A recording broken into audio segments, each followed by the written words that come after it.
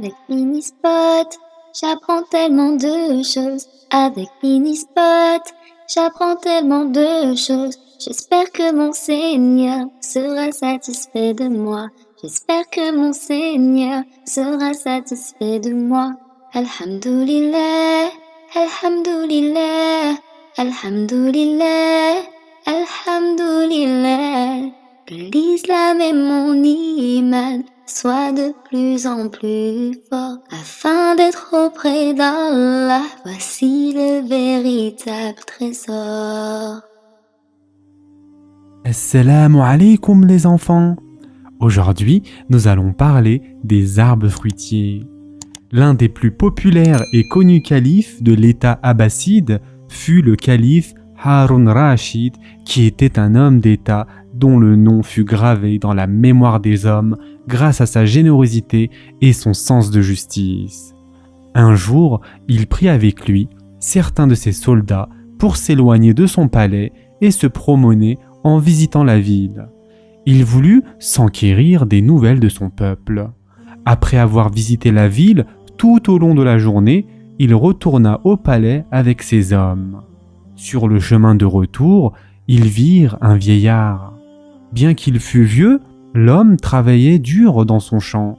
Le calife apprécia beaucoup la bravoure de l'homme. Lorsqu'il vit le vieil homme planter les pépinières, il décida de discuter un peu avec lui. Le calife dit à l'homme : « Que la paix soit sur vous, père. » Le vieil homme, ne reconnaissant pas le calife, répondit avec aisance et affection à la salutation du calife : « Que la paix soit aussi sur toi, mon fils. » Le calife dit : « Père, vous êtes d'un âge très avancé, qu'Allah vous accorde longue vie. Même si c'est le cas, pendant combien d'années encore vivrez-vous ? Qu'il en soit ainsi, l'être humain est responsable de l'adoration jusqu'à ce que lui vienne la mort. Oh, par ailleurs, travailler pour s'assurer sa subsistance n'est-il pas aussi synonyme d'adoration ? Bien évidemment, père. Cependant, c'est très peu probable que tu puisses vivre jusqu'à la période où ces arbres produiront des fruits. Et puisque tu ne mangeras pas de ces fruits, pourquoi plantes-tu donc ces pépinières ? N'est-ce pas une perte de temps ? Le vieillard se mit à sourire et finit par donner cette réponse au calife. Il n'y a pas seulement que nous qui devons obligatoirement consommer les fruits de ces arbres. Les fruits que nous consommons actuellement, est-ce nous qui avons planté les arbres dont ils proviennent ? Ceux qui nous ont précédés les ont plantés pour nous.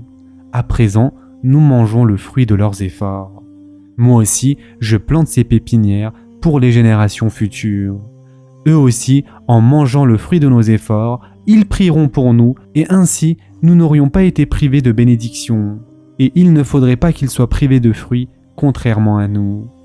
Le calife apprécia énormément cette réponse du vieillard et lui offrit un sac d'or en disant « Qu'Allah soit satisfait de toi, père. » Le vieil homme se mit à rire tendrement.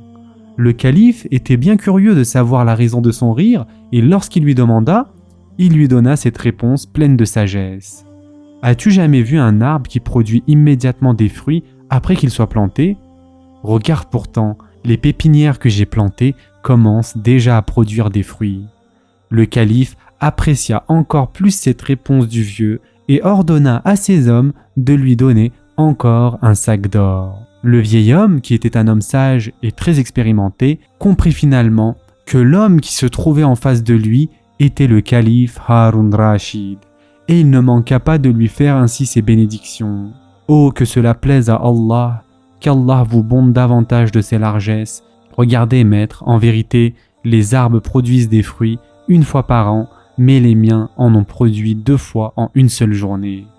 Face à la beauté des réponses de ce vieillard, le calife fut tellement émerveillé qu'il songeait à l'emmener dans son palais.